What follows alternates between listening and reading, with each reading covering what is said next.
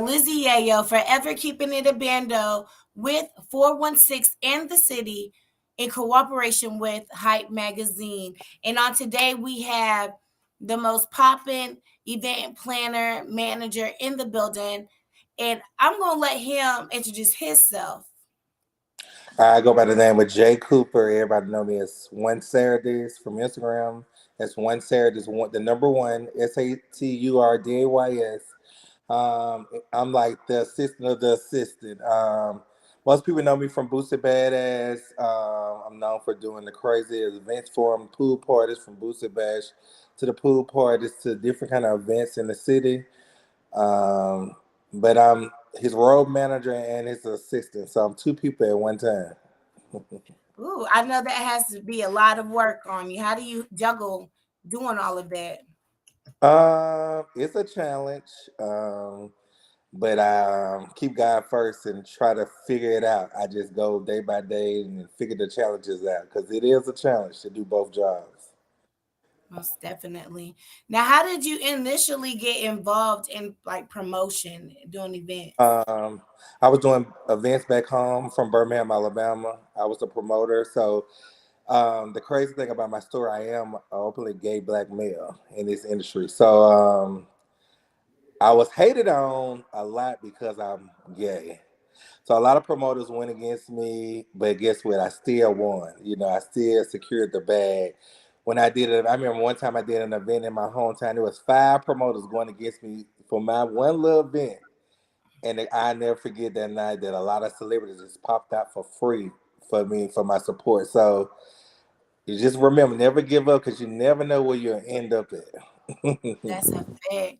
So, like, did it ever bother you at any point that people were just coming down on you so hard about your Yeah, preference? yeah. I used to think like, oh, is this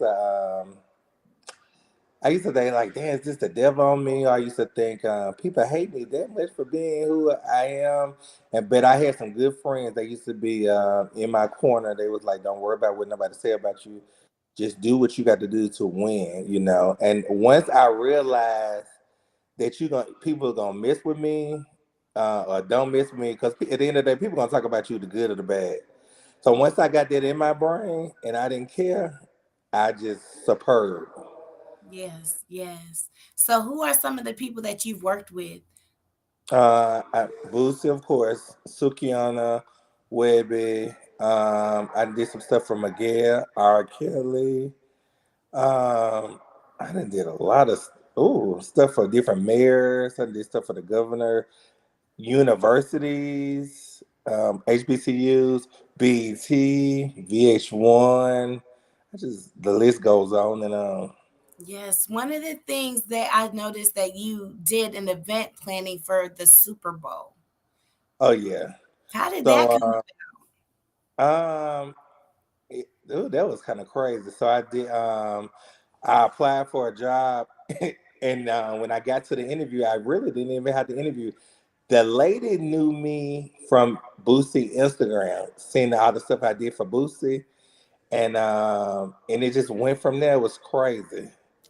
So at the interview, the only thing that people asked me was my name, and the lady walked by, knocked on the one, and said, "Don't interview him no more. He's hired." Period. I love it. I love those blessings. Yes. So, what drew you to work with Boosie? Um, so I booked him. Me and a couple of my friends from my hometown booked him when he first got out of jail. We sold 8,500 seats. Um, and I never forget, he got there and he just looked at me and laughed. He was like, "You booked this show?" And I was like, "Yeah." And he was like, "I never, worked with a promoter that was in the LGBT community, so this is different." He said, "So I got to see what you got to put together." So that day when he got in the city, he went to the mall. I shut like two or three stores down for him um, at Western Hills Mall. I also shut down one of my homegirl soul food restaurant, Top That Grill in Birmingham. You ever in Birmingham? Stop by Top That Grill. I holler at my girl Pie. She shut her restaurant down for me so he can go in there and eat. I had a police escort, but when he got to the concert, he watched me put that arena show together. It was just only me, just really ripping and running. Me and my boy Cavalli, he was helping me at the time, and I guess he observed it. Probably 2 or 3 days later, he called back. I was like, "Man, I need you to help me with some more stuff," and the rest is history. I love that. I love it. So, being that there was an incident that was going on, made viral with Boosie and his comments towards the LGBTQ community. Did I say it right? Now, yeah, yeah, say it again. Look, LGBTQ. Yeah, and they say plus. That's a plus. See, back in the day, we were just gay, LGBT. Now they got this plus, and they got all these. Hey, just do what you got to Right, do. right, right. So, like with that going, how did you take it? Being that you were actually managing him, taking care of all these big events and things for him. Well, a lot of people really didn't, because I'm kind of masculine like, but until you talk to me or whatever, I have my times. But a lot of people thought I really wasn't gay. But I knew where he was coming from. He just don't know how to elaborate or talk about what he's trying to say. So basically, he don't like sometimes you watch cartoons and they got two men kissing each other. So he don't want his kids to see it at a young age. He want them to, when they turn 18, to see. He don't want to force it on kids. Like, I don't do nothing in front of his kids to disrespect them because I know his beliefs. I never in front of him kissed another guy or hugged another guy's hand or, made him uncomfortable around me. So I know, my boundaries. So at the end of the day, I respect them. But a lot of people just thinking he's bashing the gays, but he's really not. He's just talking about the kids. He don't want the kids to see it, and then it deter them to, oh, let me try this. You know what I'm saying? Right, I totally understand. Like, let them make that choice Yeah, when that time come for them. yeah. Most definitely. So I know collaboration with different people is the key to success. How are you able to maintain relationships, and how do you go about when you're meeting someone for the first time? I'm a people person, so once you meet me, you gonna fall in love with me. I'm gonna make you fall in love with me. I'm an all around person, so I'm gonna listen to you. I'm a listener, so I'm gonna figure out what the things you like to do and what you need done, or how can I help you with your career. So at the end of the day, I'm a people person. So I'm gonna be more engaged to you. You're gonna be comfortable. You're gonna fall in love with me. Most of the artists I work with, they mom fall in love with me too. So I'm like the mama's boy. Everybody like right now, I'm talking to like Rob Fortnite, his mom. Me and her talk all the time. So we got a relationship.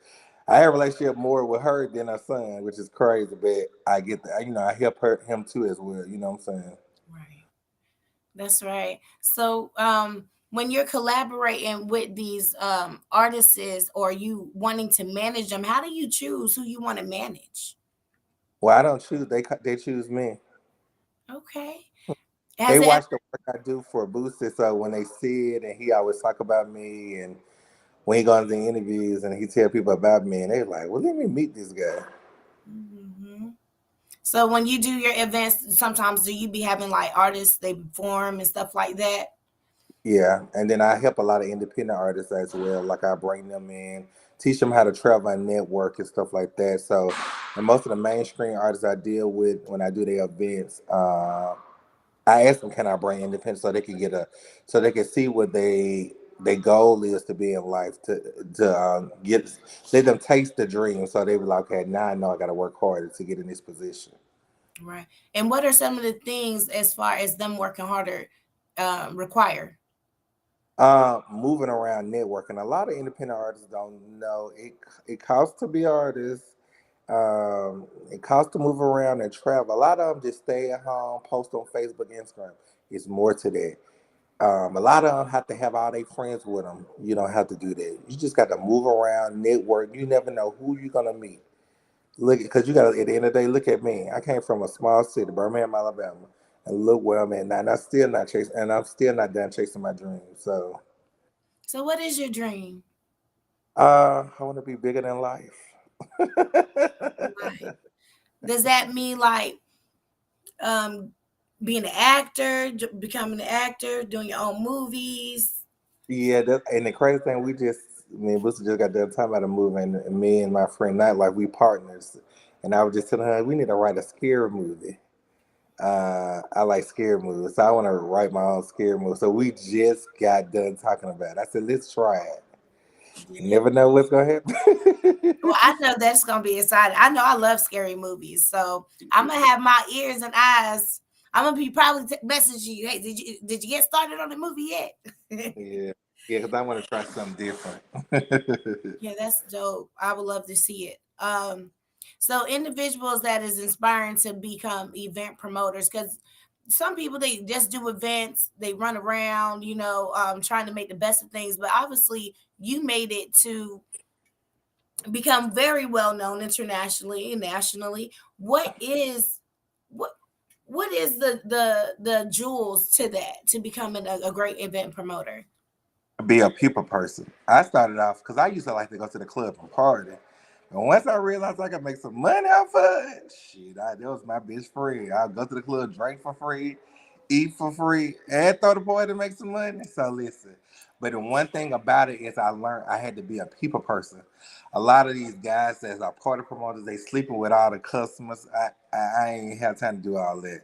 What I did was I went to different people parties, figure out what people didn't like about the parties, and I reversed it. And when I had parties, I knew how to treat everybody. Everybody want to be treated like in some cities a celebrity.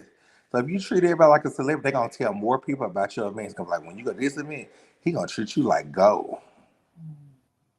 Yes, I love it. So, what are some things that you witnessed with other events that you just could not stand? What you mean by that?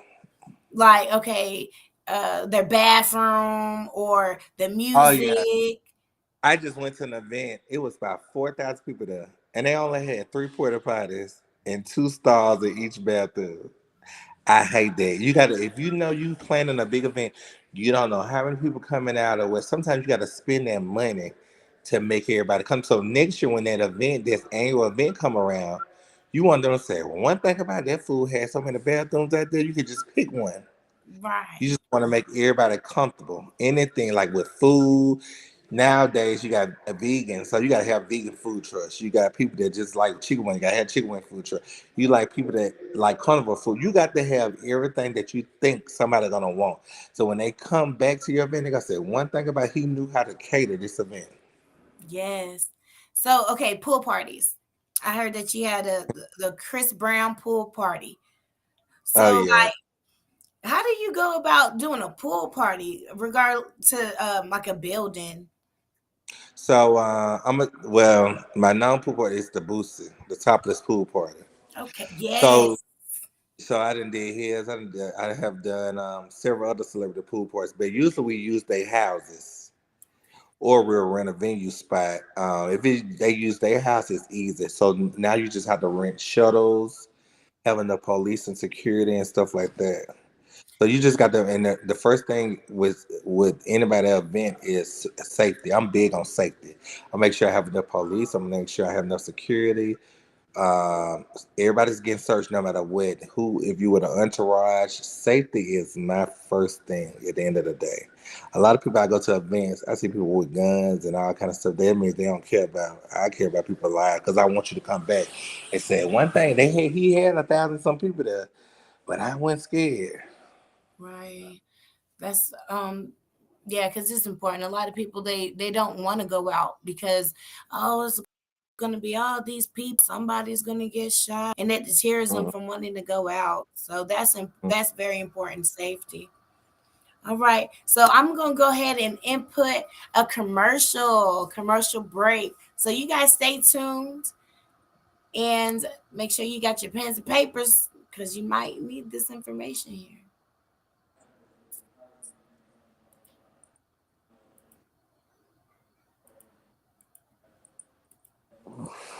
Go.